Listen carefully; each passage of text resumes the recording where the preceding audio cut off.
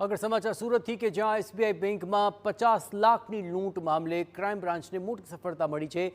બેંકના લૂંટના આ કેસમાં આરોપીઓએ ઉત્તર પ્રદેશથી તેમને ઝડપી લેવાયા છે। અયોધ્યા અને ગોંડા વિસ્તારમાંથી 2 આરોપીઓની ધરપકડ થઈ ચૂકી છે। શુભમ કુમાર ઠાકુર અને વિકાસ સિંહ અરુણકુમાર નામના ઈસમો ઝડપાયા। આ બંને આરોપીઓને ટ્રાન્ઝિટ રિમાન્ડ મેળવી ગોંડાની કોર્ટમાં રજૂ કરાશે। રિમાન્ડ મંજૂર થયા બાદ આરોપીઓને સુરત લાવવાની તજવીજ પણ હાથ ધરાશે। લૂંટમાં સંડોવાયેલા 2 આરોપીઓ પકડાયા છે અને સમગ્ર મામલે હજુ વધુ ખુલાસા થવાની શક્યતા છે। અત્રે મહત્વપૂર્ણ છે કે આ અગાઉ આરોપીઓએ નકલી આધાર કાર્ડ દ્વારા તેલંગાણાથી અપાચે બાઇક ખરીદી હતી। સાથે તમામ આરોપીઓએ સુરતના રાંદેર વિસ્તારમાં ભાડેથી રહેવા માટે નકલી આધાર કાર્ડનો ઉપયોગ પણ કર્યો હતો।